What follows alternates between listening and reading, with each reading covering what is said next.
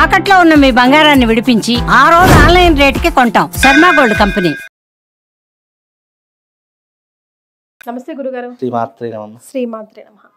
ఈ మల్లికార్జునమూర్తి అప్పాజీ కథా కమామిషి ఏంటి గురుగారు? అసలు ఫేకా రియలా? All of a sudden boom అని వచ్చేసాడు లైమ్ లోట్లోకి. చాలా మంచి విషయం. చాలా మంది దీని గురించి అడుగుతున్నారు. మనం మొనాలిసా వచ్చినట్టే వచ్చేసింది. అసలు కుంభమేళా అంతా అసలు ఒక 1 వీక్ ఎక్కడికి ఆమె మీదే ట్రోలింగ్ అవుతుంది, ఆమె మీద కెమెరాలన్నీ ఫోకస్ కూడా.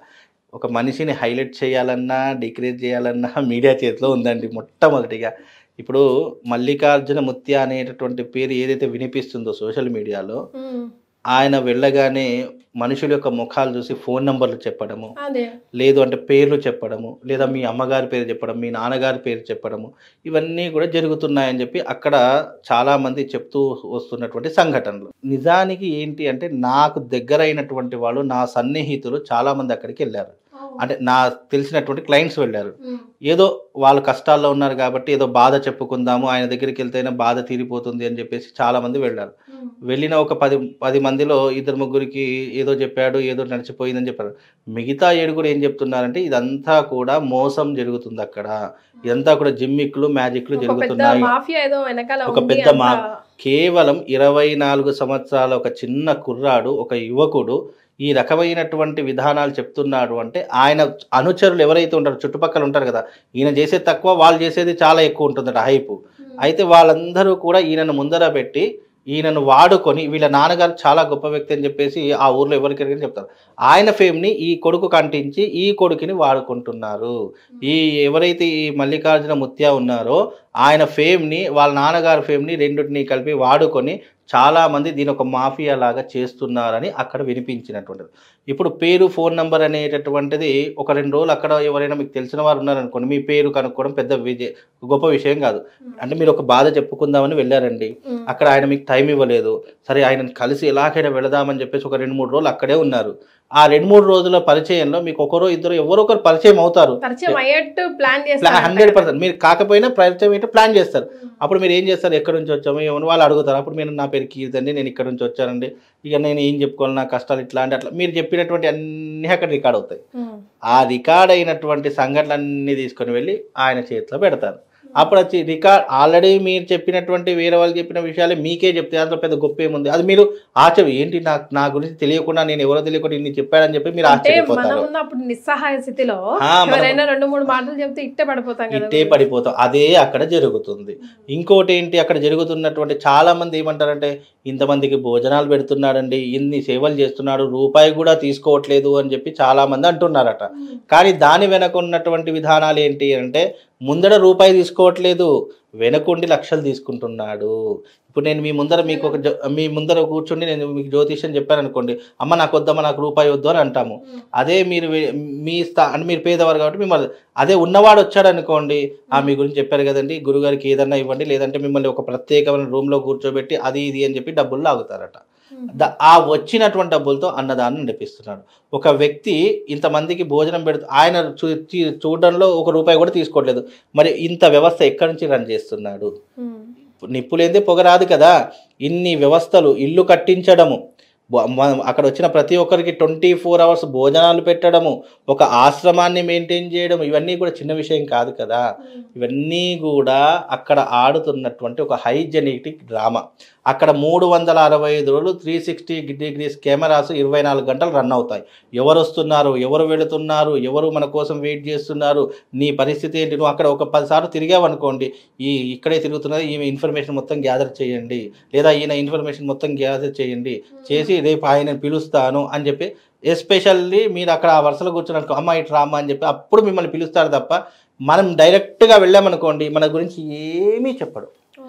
ఇవన్నీ కూడా ఏంటంటే ప్రజలను మభ్యపెట్టడానికి, మోసం చేయడానికి ఆడుతున్నటువంటి నాటకం. పోనీ నిజంగానే అనుకుందాం, ఒకవేళ నిజంగానే అనుకుంటే ఇప్పుడు ఆయన ఫోటోలు కానీ ఆయన వీడియోలు కానీ అన్నీ కూడా ఇన్స్టాగ్రామ్లో, సోషల్ మీడియాలో, యూట్యూబ్ అన్నీ వస్తున్నాయి కదా. అదే ఒక మన మీడియా కానీ, లేదా నా పర్సనల్గా నేను ఆయన ఎవరికైనా చెప్తున్నప్పుడు ఆయనకు వీడియో తీశాను అనుకోండి, వెంటనే ఆ ఫోన్ పలగొడతాడు, లేకపోతే కెమెరా పలగొడతాడు. అంతనైనటువంటి దౌర్జన్యం జరుగుతుంది అక్కడ. ఒక మీడియా వెళ్ళినా కానీ ఏది వెళ్ళినా కానీ దగ్గరికి కూడా రానివ్వరట. ఈయన చేసే హడావిడి కంటే ఈయన చుట్టుపక్కల చేసే అనుచరులే హడావిడి ఎక్కువ ఉంది. రౌడీజం చేయడం. ఒకవేళ మనం అక్కడ కూర్చుండి మనము నాకు స్వామివారి కలవాలి అని అంటే మాట్లాడే భాషలు కూడా దుర్భాషలు, ఉంటే ఉండు లేకపోతే వెళ్ళిపో. ఇంకా చాలా రకాల బూతులు మీరు సోషల్ మీడియాలో చూస్తే అర్థమవుతుంది. ఈ రకమైనటువంటి పదజాలం వాడడము ఇవన్నీ కూడా ఏమైపోతున్నాయి అంటే, ఆయన ఒక మనిషి దేవుడు ఉన్నాడు కానీ మనిషే దేవుడు ఎప్పటికీ కాలేడు. ఎప్పుడైనా గుర్తుపెట్టుకోండి. ఆయన ఇచ్చినటువంటి అనుగ్రహం వల్ల ఆయన లేదా భగవంతుడికి చేసే సాధన వల్ల మనకు కాస్తో కుస్తో ఒక జ్ఞానం ఉంటుంది కదా, ఆ జ్ఞానం మన 10 మందికి పంచిపెడితే మనం ఏదో గొప్పగా కనిపిస్తాము తప్ప, ఈయన వచ్చినటువంటి ఇన్ఫర్మేషన్ని గ్యాదర్ చేసి ఈ రకంగా హైప్ క్రియేట్ చేసి ఈ రకమైనటువంటి విధానంతో వెళితే ఎప్పటికైనా కిందికి జారిపోతాడు. ఇంతకైనా చేసేది ఏంటంటే ఓన్లీ మన ఇన్ఫర్మేషన్ చెప్పడం, ఇన్ఫర్మేషన్ చెప్పడం అంతే. ఏమీ చూడడు. ఆయన డేట్ ఆఫ్ బర్త్ అవసరం లేదు, ఏమీ అవసరం లేదు. మీ నాన్న పేరు చెప్తాడు, లేదంటే మీ అమ్మ పేరు చెప్తాడు, లేదంటే మీ పేరు చెప్తాడు, లేదా మీ ఫోన్ నెంబర్ చెప్తాడు, అంతే తప్ప అంతకు మించి ఏం లేదండి. ఒకవేళ నిజంగానే శక్తులు ఉన్నాయి అని అంటే ఆయనకు వీడియో కెమెరాలు తీసినా నష్టం లేదు. ఆయన నిజంగా చెప్తున్నాడు అనుకుంటే నేరుగా వెళ్ళి మనం డైరెక్ట్గా కలిసినా తప్పు లేదు. కానీ ఆయన సెలెక్టెడ్ పీపుల్స్ మాత్రమే పిలుస్తున్నాడు. ఆయన ఎవరు ఇన్ఫర్మేషన్ దొరికిందో వాళ్ళని మాత్రం పిలుస్తున్నాడు తప్ప ఇప్పుడు మీరు నేరుగా వెళ్ళారనుకో మిమ్మల్ని పిలవడు, దగ్గరికి కూడా రానివ్వరు. ఫస్ట్ దానికోసం ఒక 5-6 రోజులు అక్కడ వెయిట్ చేయాలి. ఆ 5-6 రోజులు కూడా ఆయన అపాయింట్మెంట్ దొరుకుతుందని గ్యారంటీ లేదు. ఇవన్నీ కూడా ఎట్లా జరుగుతున్నాయంటే హైజెనిక్ డ్రామా. అన్ని ఇన్ఫర్మేషన్ వచ్చిన తర్వాత అప్పుడు మిమ్మల్ని పిలుస్తున్నారు తప్ప అక్కడ విషయం ఏమీ లేదు. ఇంకోటి ఇది జరుగుతుంది ఇక్కడ కర్ణాటక ప్రజలు ఒక్కరు కూడా మీకు కనిపించరు. కేవలం తెలంగాణ ఆంధ్ర ప్రజలు మాత్రమే అక్కడ ఉంటారు. మీరు గమనించండి. పోనీ అంత ఉన్నది అన్నప్పుడు లోకల్ పీపుల్ అయితే రావాలి కదా. ఇప్పుడు మనం ఒక 100 మంది వెళ్తున్నామంటే వాళ్ళ మంది ఒక 10 మంది అయినా ఉండాలి కదా. ఆ 10 మంది కూడా అక్కడ ఉండరట. ఉన్న వాళ్ళందరూ ఎవరు, ఈ యొక్క ఆంధ్ర నుంచి వెళ్తున్న వాళ్ళు, తెలంగాణ నుంచి వెళ్తున్నారు, కొంతమంది వేరే వేరే స్టేట్ నుంచి వస్తున్నారు తప్ప ఈ కర్ణాటక నుంచి ఎవరు కూడా రావు. ఎందుకంటే ఆయన గురించి అక్కడ అందరికీ తెలుసు కాబట్టి ఎవరు కూడా వెళ్ళలేదు. కానీ మన వాళ్ళు ఏంటి, ఎగబడి వెళ్తున్నారు, ఎగబడి కూడా ఆశ్రమాల మీద పడుతున్నారు. ఇవన్నీ కూడా నిజం నిలకడ మీద తెలుస్తుంది. మీరు గతంలో చూడండి, ఎర్రవరం అనేటటువంటి గ్రామంలో లక్ష్మీనరసింహస్వామి వస్తుంది. ఒక చిన్న పిల్లవాడిని అనవసరంగా మీడియా ముందుకు తీసుకొచ్చి ఇతను లక్ష్మీనరసింహస్వామి వస్తుంది, చెప్పేటటువంటి నిజాలు భవిష్యత్తు చెప్తున్నాడు అని చెప్పేసి ఎంతో ట్రోల్ చేశారు.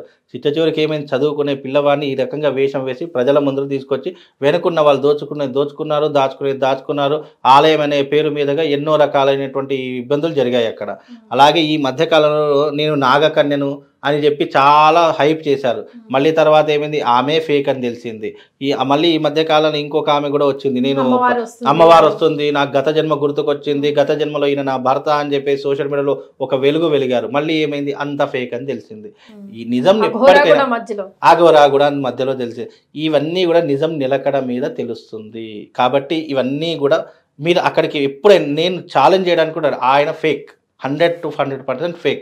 అది నేను నిరూపించగలుగుతుంది. అక్కడ 4 ప్రశ్నలు అంటే, నువ్వు నేరుగా వెళ్ళావనుకోండి, నీ గురించి చెప్పాడంటే అది గొప్పతనం. నువ్వు నీ ఆశ్రమంలో నువ్వు సెలెక్ట్ చేసుకున్న వ్యక్తులకే నువ్వు చెప్తున్నావు అంటే అయితే ఇన్ఫర్మేషన్ అందుండాలి. లేదు అంటే ఇన్ఫర్మేషన్ గ్యాదర్ చేసి ఒక 2-3 రోజుల్లో ఆ తర్వాత ఆ వ్యక్తి నీకు తెలిసిన వాడై ఉండాలి. ఇవి రెండే జరుగుతాయి తప్ప అంతకు మించి. ఒకవేళ అలా చెప్పాలి అని అనుకుంటే రాబోయే విపత్తుల గురించి చెప్పు, రాబోయేటటువంటి ఇబ్బందుల గురించి చెప్పు, లేదా దేశానికి ఏదైనా నష్టం జరుగుతుందో చెప్పు, లేదా నువ్వు వెళ్ళావు నీకు భవిష్యత్తులో ఇలా జరగబోతుందమ్మా, నీకు రేపు ఇది అవుతుంది, నువ్వు జాగ్రత్తగా ఉండాలి, ఇట్లాంటివి చెప్పు. పేరు ఫోన్ నెంబర్ చెప్తే ఏమొస్తుంది, ఏమైనా ఒరుగుతుందా, ఏమైనా దేశాలు ఇదైపోతాయా? కాబట్టి ఇవన్నీ కూడా ఆయన ఫేక్, 100% ఫేక్.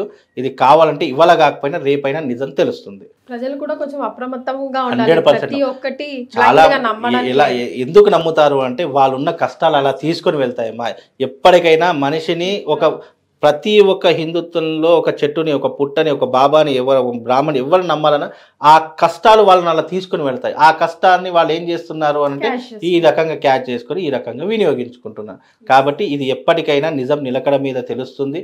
ఇది ఆయన మీద ఏదో నేను బురద తెల్లాలని కాదు, కాకపోతే నాకు అందినటువంటి సమాచారం ప్రకారం నాకు స్వయంగా నాకు అయిన వాళ్ళు వెళ్ళారు, అక్కడ జరిగిన సంఘటనలు అవన్నీ చెప్పారు. కాబట్టి ఆ యొక్క ఉద్దేశంతో మాత్రం చెప్పారు. నిజమైతే మంచిదే, అబద్ధమైతే మాత్రం ఈయన కూడా ఒక వెలిగి మళ్ళీ కింద పడిపోతాడు. అట్లా ఉంటుందమ్మా. చాలా సంతోషం గురుగారు, ధన్యవాదాలు. శ్రీమాత.